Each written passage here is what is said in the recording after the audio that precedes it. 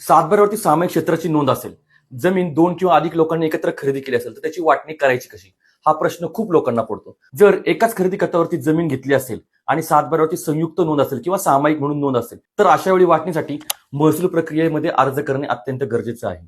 यासाठी Maharashtra land revenue code 1966 मधील section 85 अंतर्गत सहमालकांना तलाठ्यांकडे किंवा संबंधित महसूल अधिकाऱ्यांकडे वाटणी पत्रासाठी अर्ज करावा लागतो.